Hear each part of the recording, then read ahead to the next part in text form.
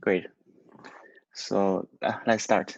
Our speaker today is Lenaik Chizet. Lenaik is a CNRS researcher at University of Paris-Saclay.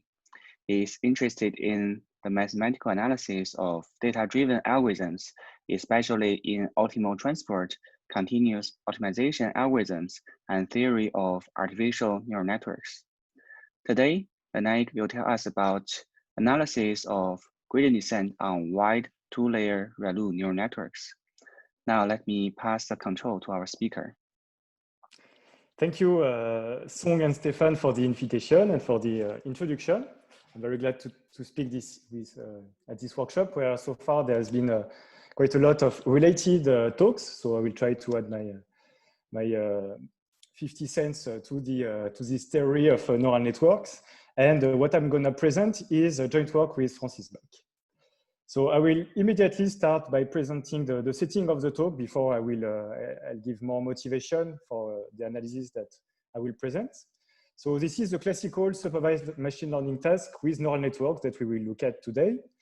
This means that we have a couple of random variables, x and y, where x is in Rd and d should be thought as a large number. So x, for instance, could be an image, and y is an output, a label that describes one characteristic of the image and can be just in -1, 1 for classification tasks.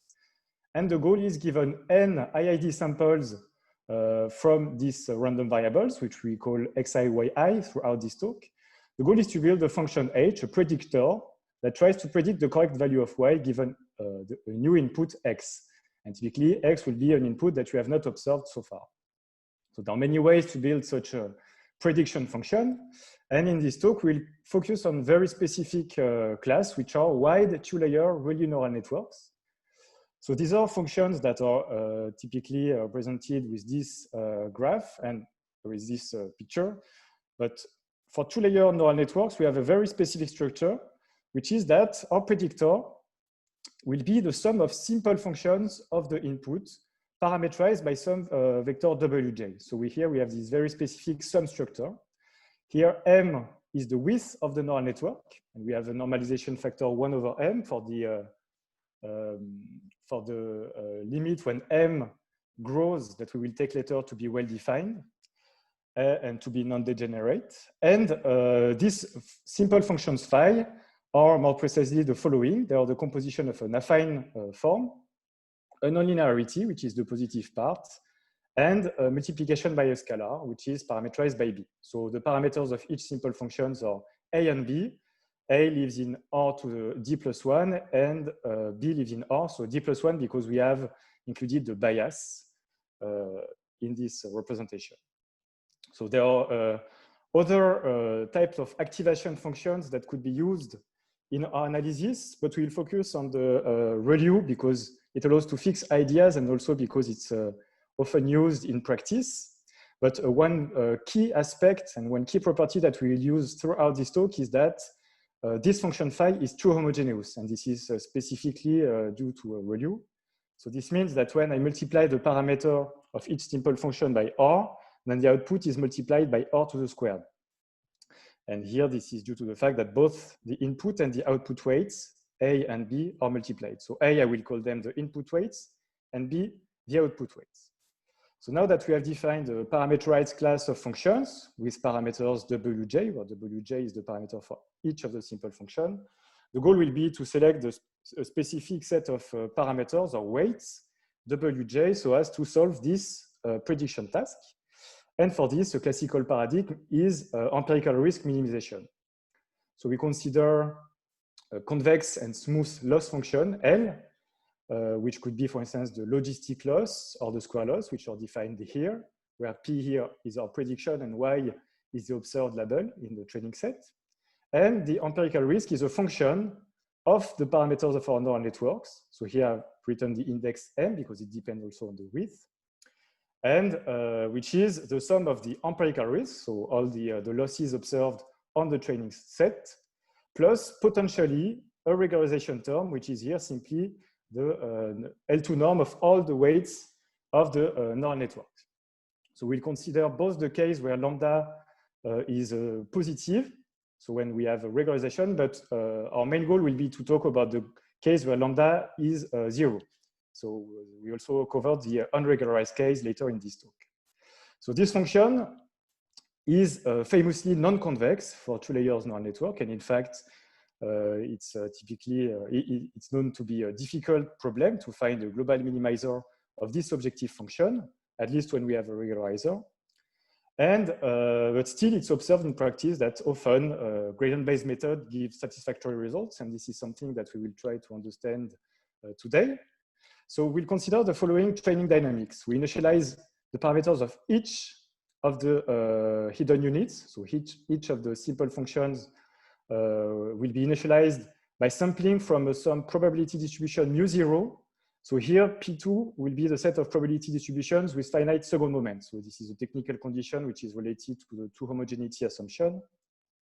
And after we have initialized, we'll just follow the gradient flow of this objective function fm. And there is some normalization factor here. So this is the continuous time version, an idealization of gradient-based algorithms such as gradient descent or stochastic gradient descent. But in this talk, we'll focus on this dynamics because it's simpler to analyze, and also because our insights will be mainly qualitative, and we won't go into quantitative guarantees about the training time. So this will be the training dynamics that we'll study throughout this talk. All right. So before I present some results, I want to show some animation to illustrate what we are talking about. So here I've plotted the evolution, this training dynamics, both in the space of parameters and in the space of predictors. So we will see the evolution. This is a video.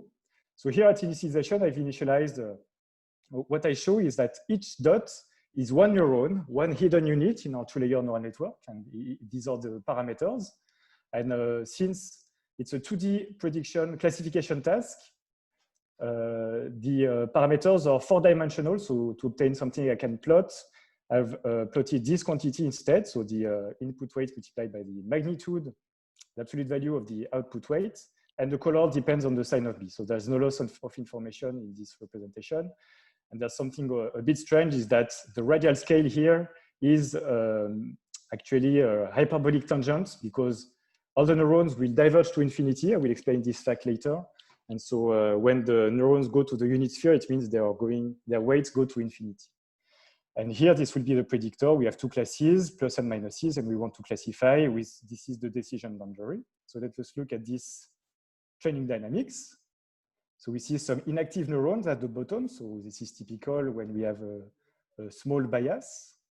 And then the evolution gives us a very specific predictor. So we see that although we had a lot of neurons at the beginning of the dynamics, we observe that we converge to a sparse solution.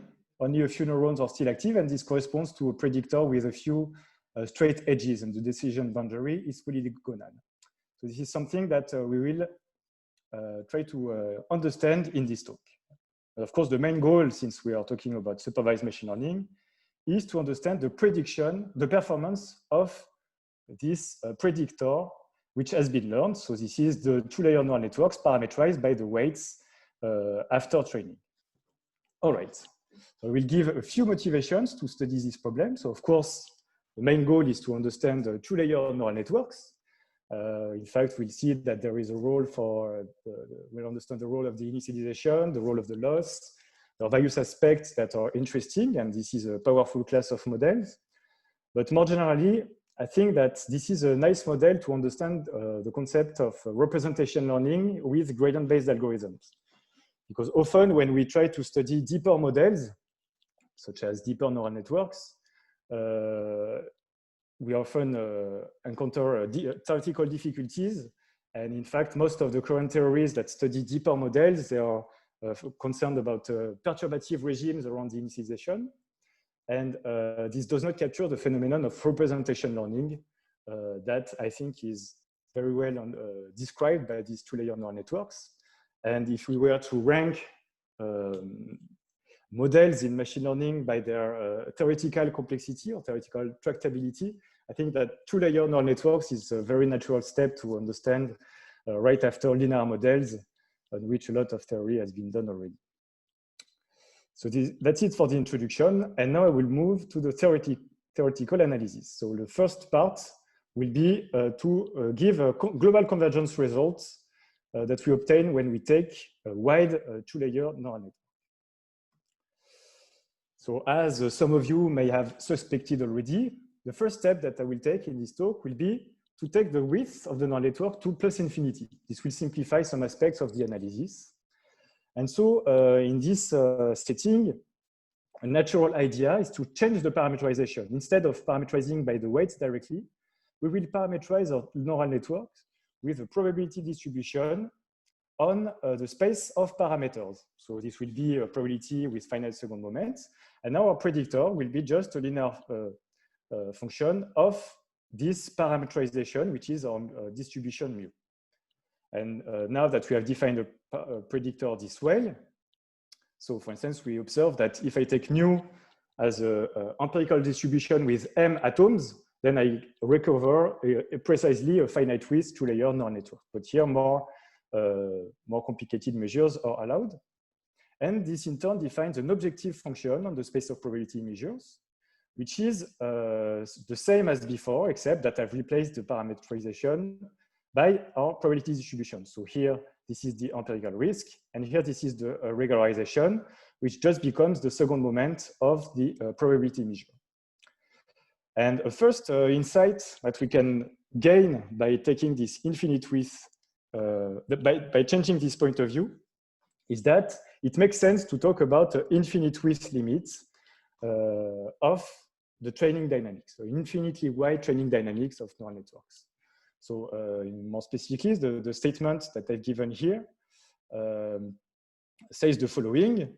If I define an empirical distribution mu Tm, which corresponds to the evolution of the parameters for my training dynamics with my finite width neural network, so this is the training dynamics I've defined previously. This defines in turn the distribution on the space of parameters, which evolves in time. We can show that when the number of particles, the number of hidden units grows to infinity, this dynamics converges in a certain sense to some limit dynamics, which is still an evolution in the space of probability distributions on the space of parameters. And there are a few conditions for this to be well defined. And here I suggest one assumption that guarantees that this will be well defined is that at initialization, the support of the initialization is such that the norm of the input weights equals the norm of the output weights. So this is a condition which is classical when we have models which are homogeneous with respect to various parameters. This will be a property that will be preserved through the dynamics, and it helps having a good, well-defined dynamics. There are some other theoretical details that I'm putting under the carpet. So in fact, here we need to take small perturbation of expectation over small perturbations of the input points to solve some non-differentiability issues. But what this result tells us is that there is some dynamics which somehow it's an idealization which describes the behavior of training when we have a wide two-layer neural network. And this will be the object that I will study from now on in this talk. So the first result I want to present about this infinitely wide training dynamics is a global convergence result. So for this global convergence result, we assume that the initialization, here to fix ideas, I give an explicit case. The input weights are uniform on the sphere, and the output weights are uniform on -1, 1. Okay. So there are other technical conditions that I will not mention because they are not really interesting from a machine learning viewpoint. But then we can show that if the training dynamics converges to some probability distribution, then the limit is a global minimizer of the objective function. All right. So that's the statement. What it tells us, what does it tell us? So first point I'd like to emphasize on is that this is a non-convex dynamics. We know that there exist some stationary points which are not global optimizers. So we need to find a way to avoid them with our local descent algorithm. And this is where the condition on the initialization intervenes. So the initialization matters. And we could define the results holds with more general assumptions, but here I gave this one for explicitness. But what matters really is the diversity of the weights. We need to explore all the directions of the potential classifiers. Okay. Some consequence of this result is that as the width of the neural network goes to infinity and the training time goes to infinity, we know that the function, the objective value will converge to the global minimizer. And here the limits in M and T can be interchanged. So this is a statement about our finite width neural networks. We know that asymptotically, they have this consistency property, which is that they find the global minimizer. And there are various interesting open questions about this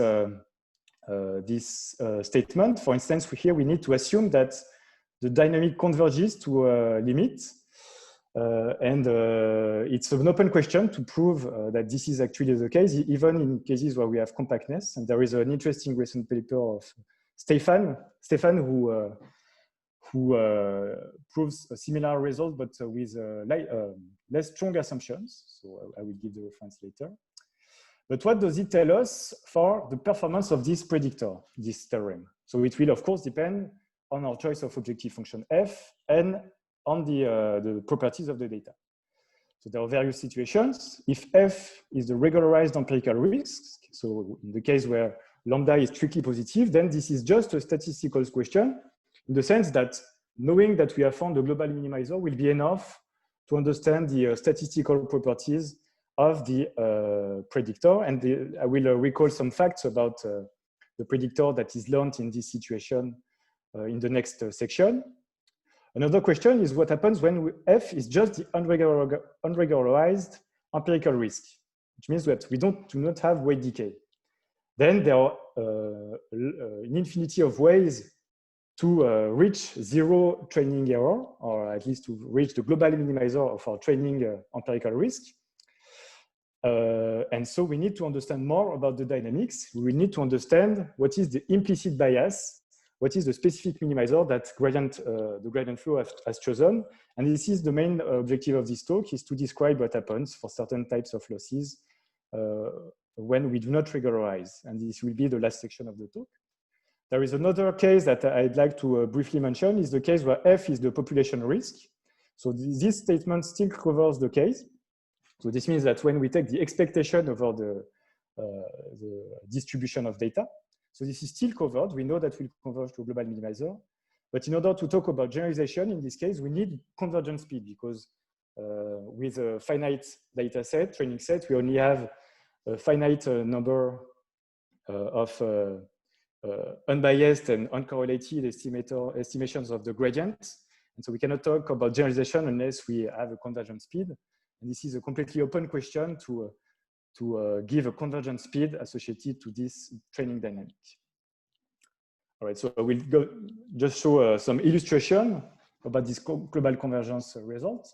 This will be a setting where we minimize the population risk in a teacher-student setting with a square loss. So this means that we know what is the global minimizer, and this is the global minimizers or neural networks such that the parameters are aligned with the teacher parameters. So this means that we expect, if we want a global minimizer, we expect the neurons to align to these directions which correspond to the teacher. And this is what we obtained during the training dynamics. So here I've initialized on a small sphere around 0. And we see that there is a highly nonlinear training dynamics, but in the end, we find the global minimizer. All the neurons align themselves to the ground truth. And some neurons, they have some complicated behavior. So that was a small illustration. So I'd like to mention that this approach that studies neural network in the infinitely wide limit has been tackled by many papers and very interesting ones in the recent years, among which Song and Stefan have made very interesting works. And all these papers have very specific insights, so I suggest the attendants to take a look at all of them. They're very interesting. And here, our point of view is slightly different. So for instance, one particularity of our work is that we do not look at noisy dynamics. We look at the gradient flow without noise, and we have this global convergence result. So just one last point about this illustration is that what our theorem guarantees under assumptions is that when we have a very large number of neurons, we expect such a behavior, but we do not know and we do not tell how many neurons are needed before having such a global convergence behavior. And these are, again, open questions. So now let me move on and talk about statistics a little bit. So I will talk about the generalization properties of the predictor that is learned when we have a weight decay regularization. So what I will present is not from my own work, these are previous works, which were from earlier years, but it will be important to understand the predictors that we will find in the case where we do not have also, when we do not have a regularization. So in order to understand what is this predictor that we have found, a natural object to define is the so-called variation norm, which is a norm on the space of prediction function of predictors, which is simply defined as follows: over all possible ways to parameterize the function by a two-layer neural networks parameterized by a measure mu on the space of parameters, this will be the second moment, the smallest second moment over such decompositions. And this is natural to define this given the objective functions that we have. And we can show, because of the two homogeneity of this prediction of this function phi here in W, that an equivalent definition is that we look for the decomposition of our predictor over ReLU functions parameterized by the direction of the ReLU on the sphere, and we will look for the decomposition with the smallest total variation norm. So this is an infinite dimensional extension of the L1 norm. So we should think of it as a L1 type regularization. And in fact, this will lead to this problem admits minimizers which are sparse. And this, I will come back to this. So once we have defined this norm, it's quite natural to see that if a probability distribution is a global minimizer of our objective function, then the corresponding predictor, the prediction function, will be a global minimizer of the empirical risk minimization with F1 norm regularization. So this norm here, it's called sometimes the variation norm. Here in this talk, I will talk about the F1 norm because I've used this notation, and sometimes it's also called the Baron norm. But this is all the same object. And so what we know, so what we understand now is that our training dynamics of wide two-layer neural networks, when we have weight decay, it converges to this F1 regularized predictor. So the empirical risk minimization with F1 regularization. So of course the question is, what is the statistical interest of such regularization? And in fact, it has a strong interest. It's a very interesting predictor. And let me show you an example of statement that we can make about this predictor that shows somehow the power of this F1 regularization. So we look at a specific learning context, a regression task, where the input is bounded and the output is a one-Lipschitz function of the input. This is a classical regression problem, and we want to obtain error bounds on the expected square loss for our estimator. So we know that this is, in general, a difficult problem. It's impossible to avoid the course of dimensionality in the sense that the error that we make will depend exponentially on the dimension. With n samples, we cannot do better than such a scaling of error. But now, what if we assume anisotropy on the prediction function f? So we assume that there is some structure, some more structure. And in particular here, let's assume that it only depends on some smaller rank orthogonal projection of the data. We assume f is of this form. Then Bach has shown that for a suitable choice of regularization, if we solve the previous problem of empirical risk minimization with F1 norm regularization, we have an error bound which does not scale exponentially in the dimension. There will be an exponential dependency only in R, which is the rank of the orthogonal projection, so the intrinsic dimension of our learning problem. So this is a very interesting property. In particular, methods with fixed features, they will typically remain exponential in the dimension even under similar assumptions. There is a recent paper by the team of Andrea Montanari that shows high dimensional scaling in this line. And one point I'd like to mention also is that for such results, we do not need to bound the number of units of neurons in our neural networks. And there is often this misconception that statisticians do not know how to prove generalization bounds when we have too many parameters, but that has been known for a long time. And at least for neural networks, what matters is the magnitude of the weights. And here, this is this F1 norm regularization, which controls the statistical complexity of the hypothesis space. So that's for the interest of learning with F1. This is just an example of statement we can make. But we see that it has this adaptivity property. And just to give a comparison, I'd like to mention what happens if we only train the output layer of the neural network. So we do the same initialization, random on the unit sphere for the hidden weights, and just -1 or 1 uniformly for the output weights. And we just comment out one line of code, the one which corresponds to updating the hidden weights in our neural network. And we see that it will correspond, it will find a very different predictor.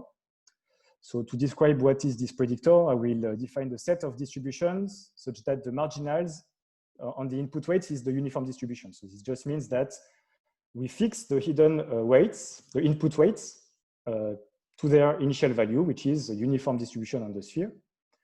And then we define a similar norm on the space of predictor, which is now just the expectation of the squared norm of the output weights over all possible decomposition of our function. And this norm, it can be shown to be the norm of a reproducible kernel Hilbert space. The RKHS, the kernel is associated to this RKHS is often called the conjugate kernel of the neural network. And so if we train only the output layer of neural network, in fact, this is a convex problem. And what we will converge to is the empirical risk minimization, the same problem, but instead of F1 regularization, it will be F2 regularization. So I will briefly mention some differences between these two classes of functions, because I think that neural networks have some properties which are interesting beyond kernels. And so I want to motivate a bit the analysis of neural networks when we go beyond kernels, in particular when we have these F1 type regularizations. So from a computational aspect, solving with this problem is quite easy. At least it's we have polynomial guarantees. We know that functions with small F2 norm can be efficiently approximated with random features, and we obtain a convex optimization problem with some convergence guarantees. So in contrast, learning in F1 is typically difficult. At least we do not have guarantees that tell that we can solve with gradient-based methods the F1 regularized empirical risk minimization in polynomial time. So this problem is difficult, but we know at least that asymptotically, when we have a very large neural network and a lot of time to do our training, that this is what we will converge to if we have our weight decay. And on the statistical aspect, let me roughly state the differences between these two spaces. So F1, F2, sorry, this regularization, this is a kernel methods, and as often, in particular, this is a dot product kernel, so it will correspond to some isotropic smoothness prior on the type of function we want to learn. While with the F1 regularization, we have this possibility to adapt ourselves to some very high anisotropic functions. And in particular, we are able to break the curse of dimensionality when we have some structure the problem like the one I've presented before. So this is a very brief comparison between F1 and F2 regularization. And let me show you a small illustration for two-dimensional regression tasks. So here I've trained a wide two-layer neural network with weight decay. Here, this is training both layers. So we know that we'll converge to this F1 norm predictor. And here, this is training only the output layer. So we converge to the F2 norm regularized predictor. And we have some features of these two norms that already appear. So here we observe that we have a few values that compose our learned predictor, while here we have a smooth predictor, which is typical of the kernel methods. And of course, the differences will be much more important in high dimensions, but they are difficult to visualize.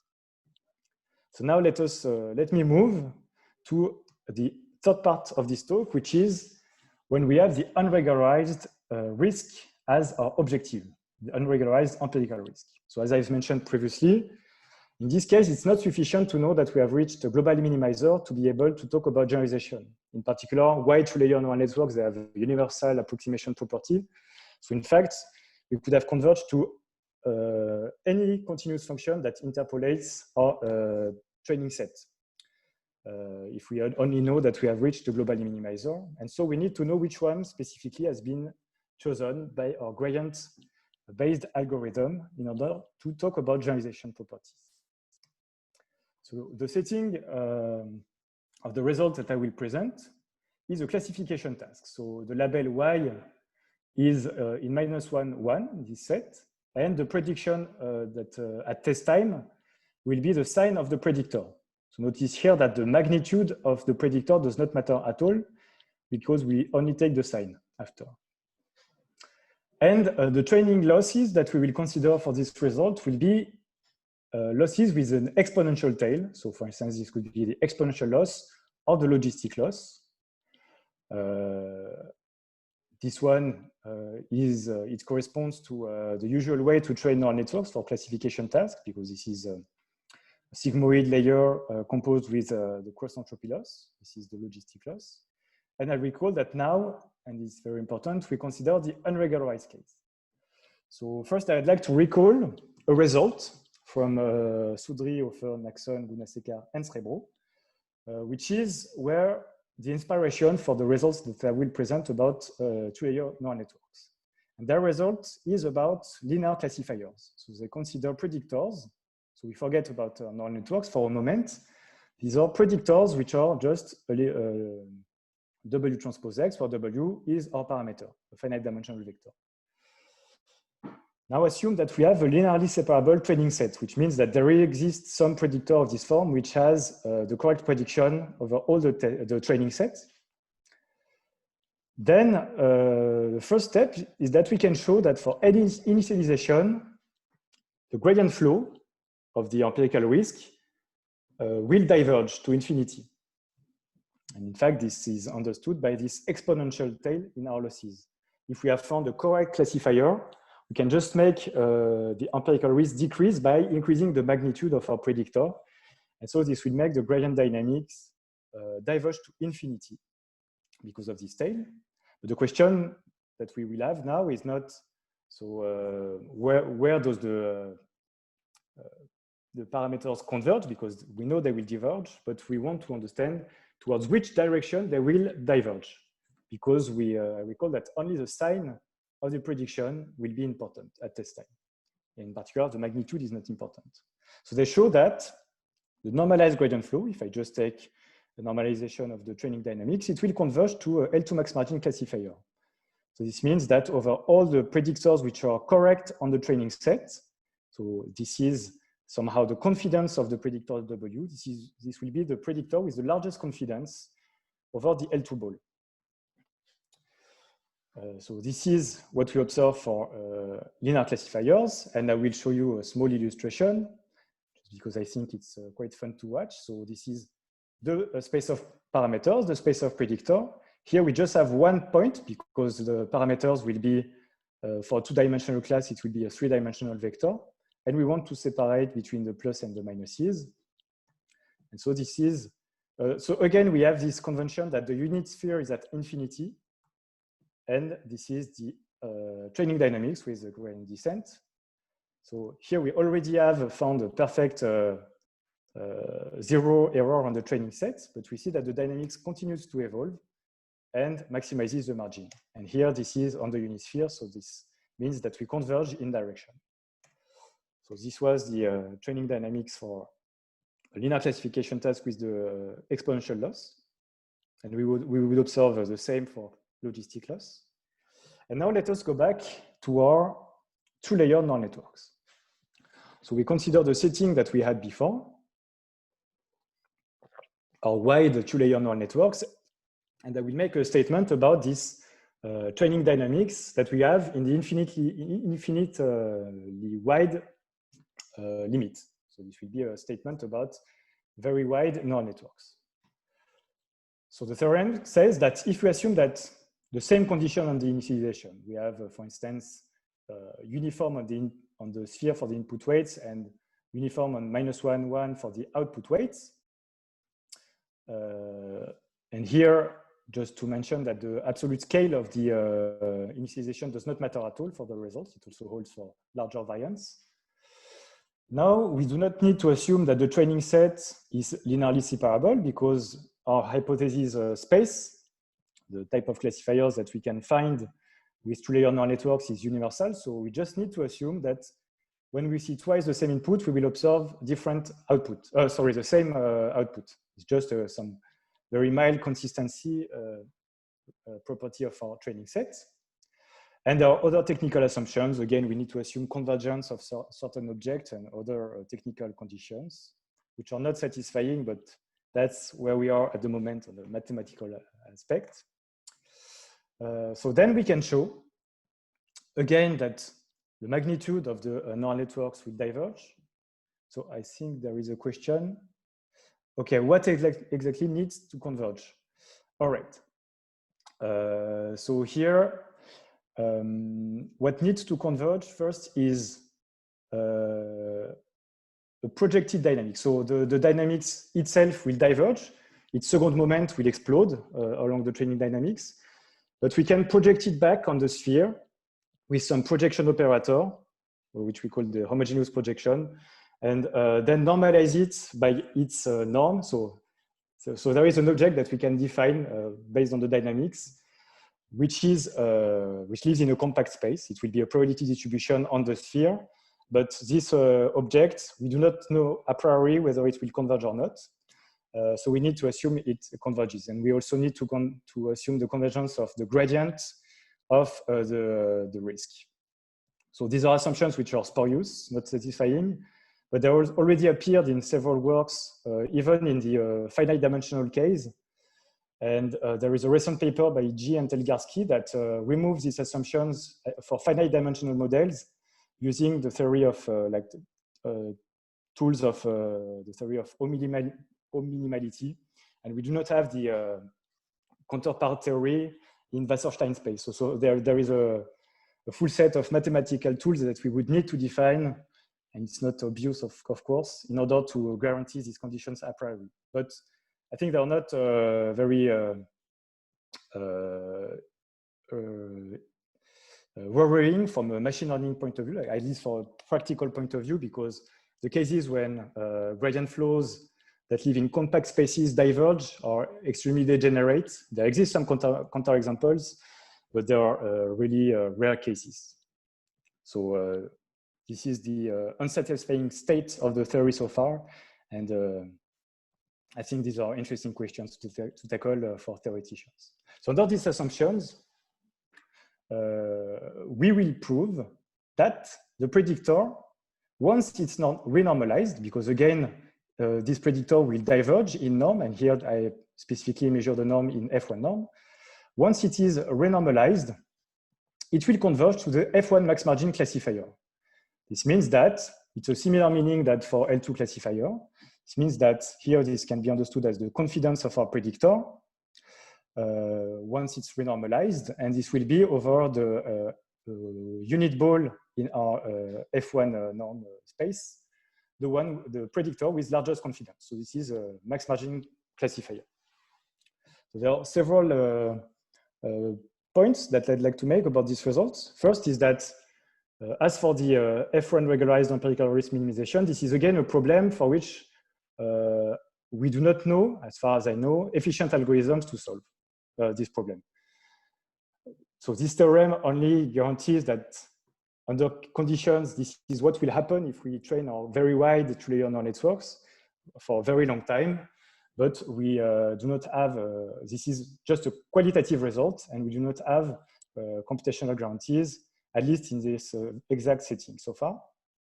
Another point I'd like to mention is that by applying the previous result of Srebro and co-authors, of Soudry and co-authors, we can show that if we train the two-layer neural networks and we fix the hidden layer, the process that I've described previously, then we'll converge to the F2 max margin classifier. So this is a simpler result.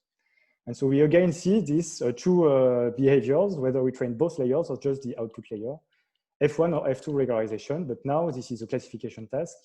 And so the concept that we converge to max margin classifiers. Yes, we know that there is no efficient algorithm. That's true. So I do. So I know some. So there is this comment by Jason Lee in the chat box that we know there is no efficient algorithms. So I did not check it myself, but that's most likely the case that parity functions have small f1 norm. At least they can be encoded with small f1 norm, and so we know there is no efficient algorithms. And so this theorem is fully qualitative, I recall, and it covers a wide range of settings from the feasible ones to the unfeasible ones. But so far, we do not know really where is the frontier between what can be achieved with a gradient descent and not. A last point I'd like to mention is that in our paper, where we prove this result with Francis Bach, we also give some convergence speed bounds in simpler settings. So of course, not in this setting because it's difficult, but in the setting where we, for instance, where we fix the directions of the hidden weights. So we still train both layers, but only the magnitude of the hidden weights. And in that case, we managed to prove some convergence bounds, speed bounds, and this is useful to understand which kind of step sizes should be used in practice when training such models. All right, so now we'll show an illustration of this result. Here, this is the setting where we train only the output layer. So we expect to convert to F2 max margin classifier. And here we train both layers. And what I show is the prediction function during training for this classification task, where we want to separate between the pluses and the minuses. And, sorry. Oh, I have lost the screen sharing. I think in order to be able to launch the video, I need to do this. All right, can you see my video? My screen? I can see your screen, but not the video. Yeah, the screen is okay, it's enough. So now the video, I will launch it. This is our classification task. I've trained a wide two-layer neural network with the exponential loss. And we indeed observe the behavior mentioned by the theorems. So here, when training only the output layer, we obtain a smooth decision boundary. So this is typical of the kernel methods. And here, this is a decision boundary, which is this, the decision boundary of this F1 max margin classifier that we obtain in the infinitely wide limit. In particular, we observe the sparsifying effect of the total variation regularization on the measure. So now I will talk a little bit about generalization properties, and to start, I want to show some numerical experiments. So here, this is a two-class classification task in dimension 15, where the training set is as follows. We have only the two first coordinates will be useful to classify our two classes, and they look like that. And the remaining 13 coordinates are just a random noise and are irrelevant for the classification. So this is an anisotropic task, which is similar to the one I've presented previously.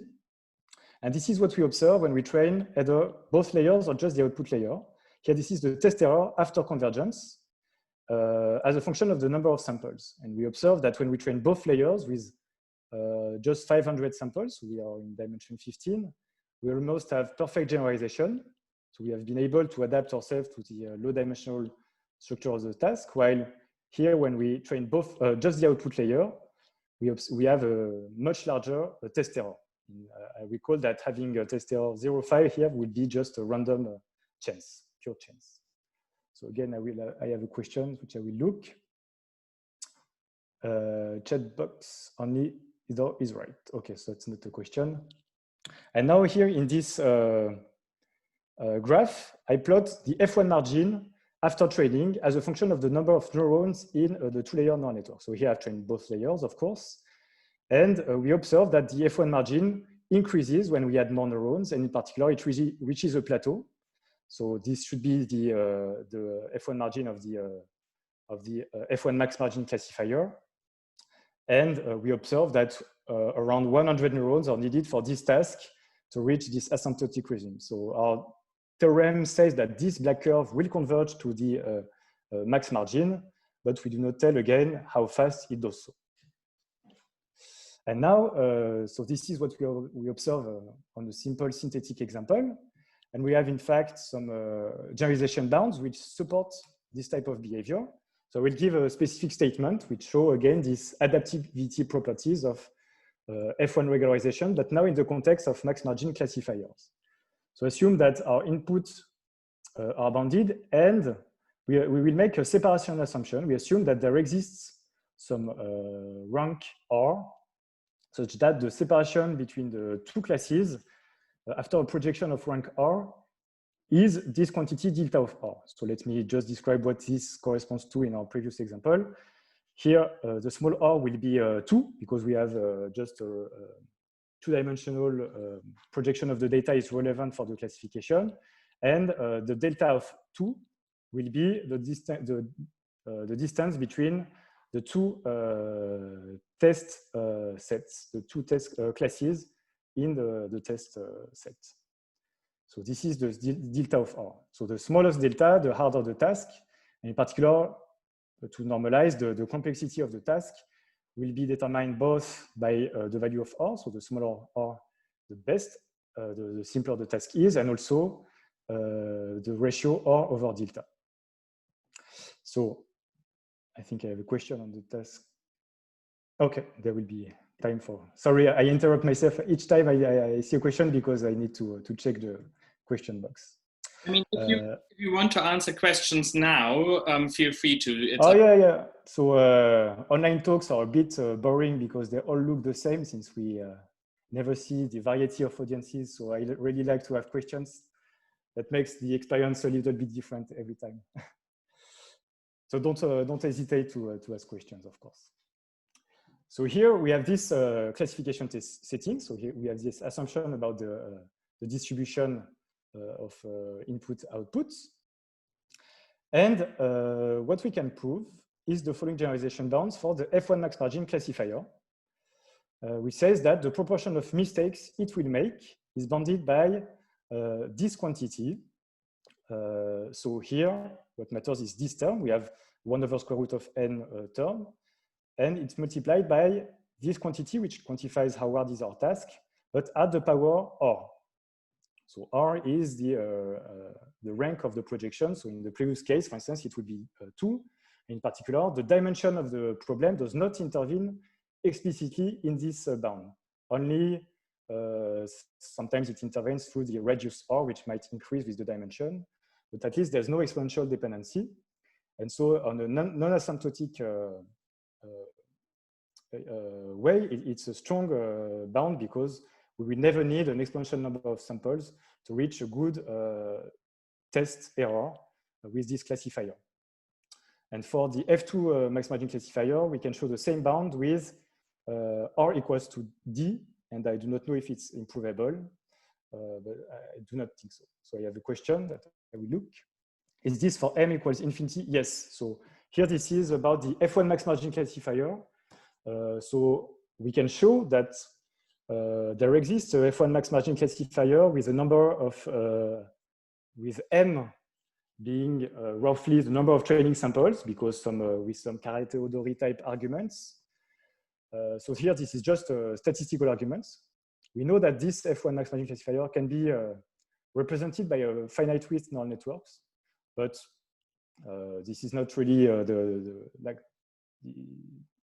it's not clear how to find this F1 max margin classifier with a narrow neural network. So The previous statement was about the optimization property. If we have a very wide, infinitely wide neural networks, it will converge to the F1 max margin classifier, which is typically sparse. So it will typically have a few neurons.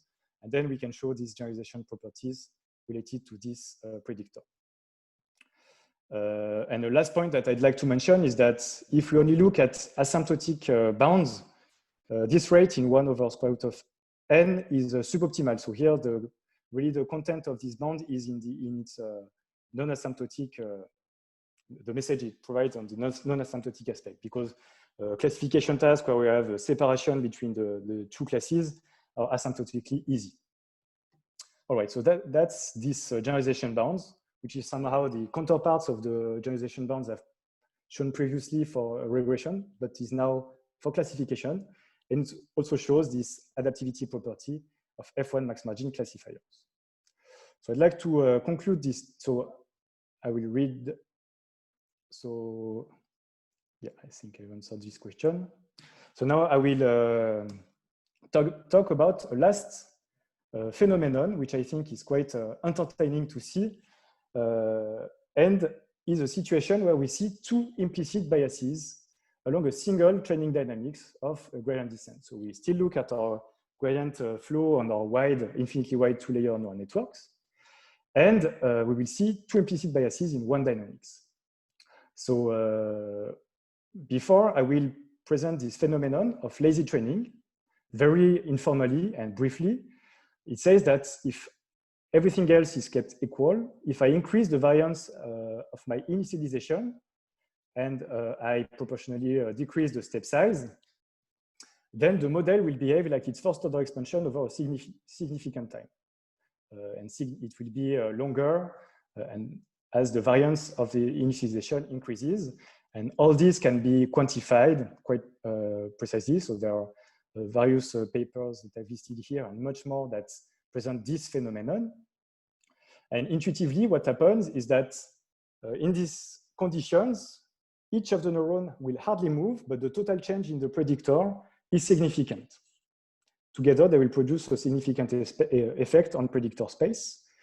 And here, when we train the linearization of the model at initialization, this will correspond to a different bias, which is a max margin classifier in some RKHS, which is similar to F2. So when we training this first order expansion of infinitely wide two-layer neural networks corresponds to some max margin classifier in some RKHS, which is slightly different than the F2 that I've presented previously, but with qualitatively similar behavior. And eventually, the results that I've presented before still applies. We know that we will still converge to the F1 max margin because there is no condition on the variance of initialization for the result. So this sounds a bit strange. So I think I have a question.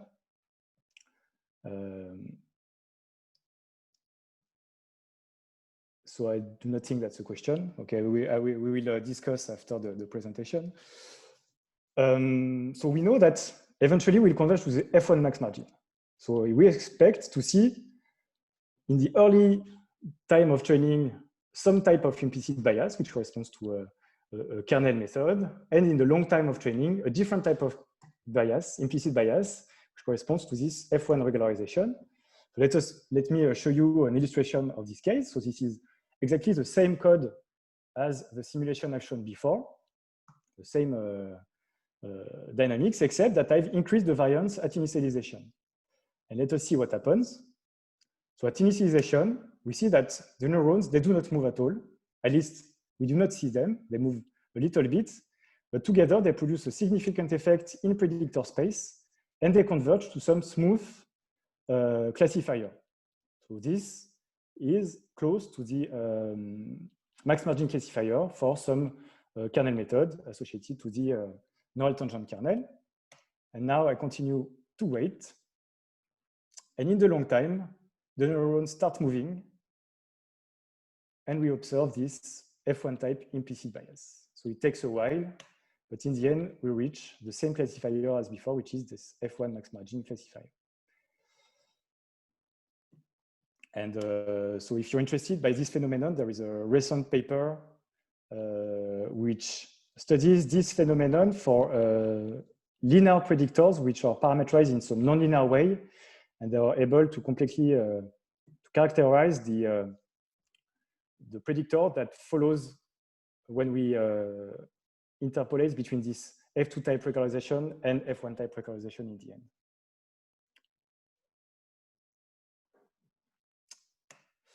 So here I recall that we observe these sparse solutions, only a few neurons, because this is related to this total variation regularization corresponding to the F1 norm. So that's the end of my talk.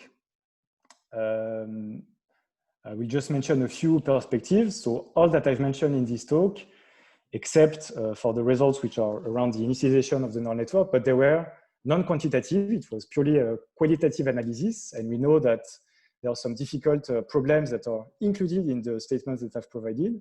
So it's very important to go on and provide some quantitative bounds under more specific assumptions.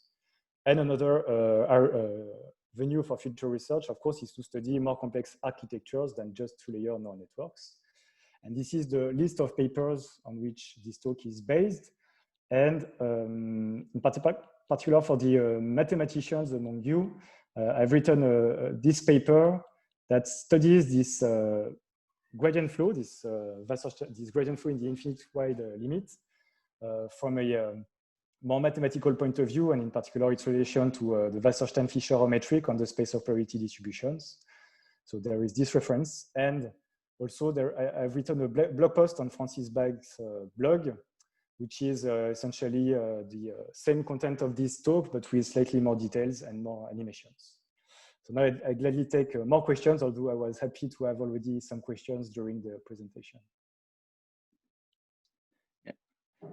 Let's thank our speaker. And we have some time for questions. Actually, I have a question. So how important is it to stick to logistic laws or the exponential laws? So there is there are various extensions about the results that I've presented here. This result have been extended in various directions. Mm-hmm. In particular, some losses which are slightly different, but always with an exponential tail, if I remember correctly.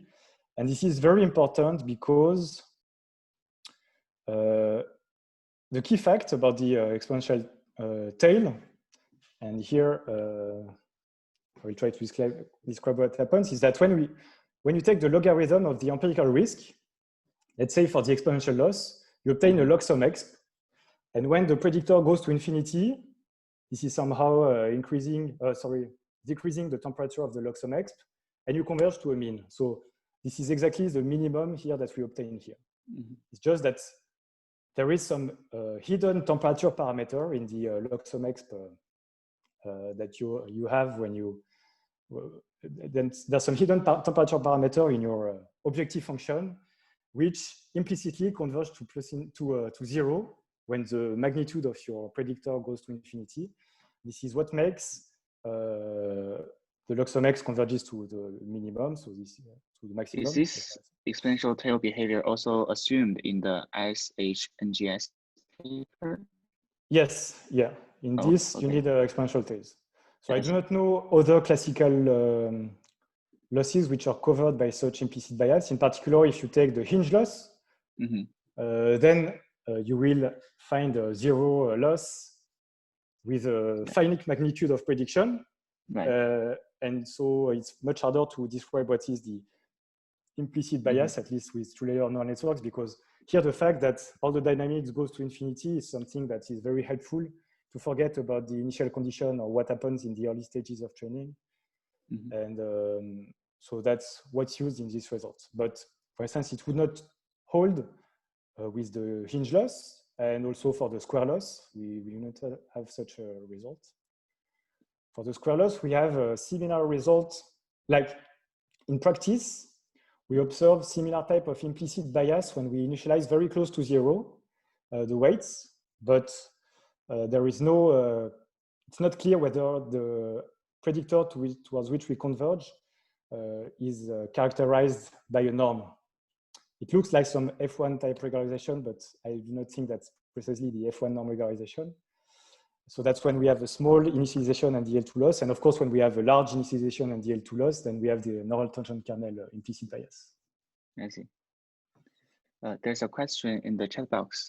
Is there a geometric characterization of the FM max margin solution in the original input space? So yes, so Jason Lee has answered one aspect of the question. There are some results, some papers by Soudry and co-authors and Onji and co-authors that show that it's related to a Radon transform.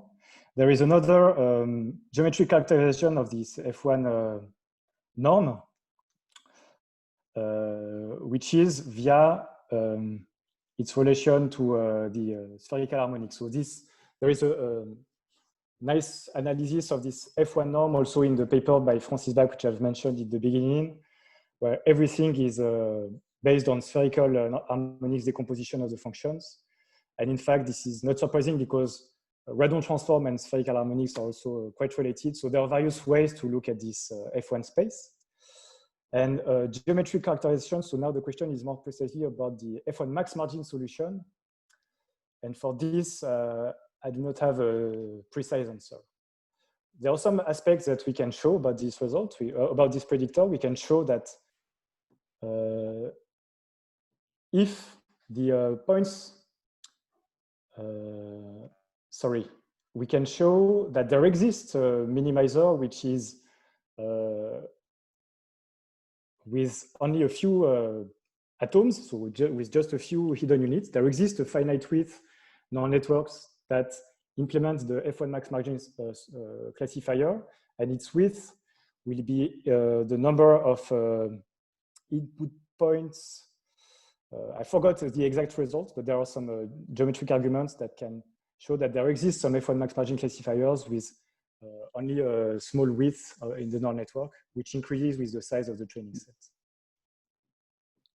Can I make a comment for the previous question? Yeah, sure. Yeah, because let's make a discussion. Yes. Because my understanding is that if you look at other losses like hinge loss, then basically everything that every function that classifies everything correctly by a certain margin, at least if you multiply it by a finite constant, will be a minimizer because it has loss 0. So there is a vast set of minimizers which have no distinguishing features anymore, whereas this exponential tail gives you a qualitatively different behavior where you actually see the difference, how the decision boundary behaves between the data points. So in a sense, I think that this might not only be a result about the implicit bias of gradient descent, but also just the difference between different functionals for classification, because hinge loss does not have any margin regularization, whereas functionals with exponential tails have this implicit regularization, and the result would be that gradient descent picks that up, I think. Yeah, but in implicit bias results, we can make assumptions about the initialization. And can I say something? Yeah, sure. So I disagree. Sorry, I don't know your name. Was it Stephen? Stefan. Yes. Stefan. Yes. I would say it completely differently. If you move out the hinge parameter to far enough, the implicit bias is for sure the same as exponential loss. I mean, just think about it intuitively. You move out the hinge, you're demanding very large margin, and then you ask, what is the smallest time which gradient flow will hit that margin? It's basically equivalent to asking for max margin. Sure, but we are looking at infinite width and infinite time limits. So I think there is still a qualitative difference because hinge loss, no matter how large you make your parameter, you will always have a much larger set of good classifiers than. Right, but so you need to talk about the algorithm, right? Yeah, exactly. That's what I said. You need to talk about when the first one it hits by gradient. So Okay. Because yeah. the gradient stops when the hinge loss gets to 0, Yes. right? So my claim is that, I don't know if it's written down, but it's pretty obvious. You take the margin parameter large enough, and then you run gradient flow, and then look at this joint limit, you're going to stop at the max margin. Okay, so you're saying that if you take two limits, whereas right. exponential loss automatically has that property. That's correct. Yes, that's correct. Yeah, I can see that. I think also if you take losses with like algebraic tails, then you would see a similar phenomenon if you let the algebraic tail go to 0. It's kind of tricky, it's and tricky. it's in one of my papers with Daniel. I forgot the exact result. There's like, it's kind of stupid too. It's like no one uses these tails. It's like 1 over t with sub-exponential tails fine, but I think polynomial wasn't fine. I forgot the exact thing. Yeah. It's kind of pointless too, in my opinion. So I know there was a request at some point also to have a discussion after the of the recording. Should I start the recording at some point? Yeah. Questions that somebody would like, or any part of the discussion that somebody would like to have on the recording still.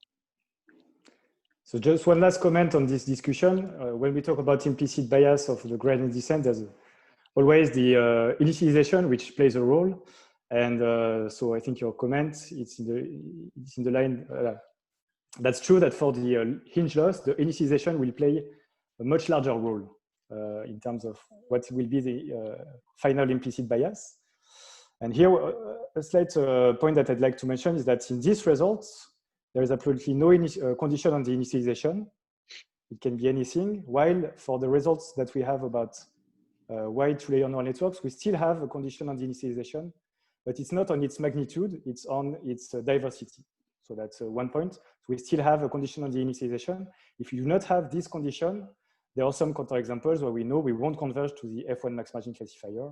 In particular, if you initialize all your weights with just the same weights, of course, you will converge to just one ReLU, which is not the F1 max margin. So that's one small side comment related to this discussion. Right. Okay. Sure. Thank you. And I will stop the recording then.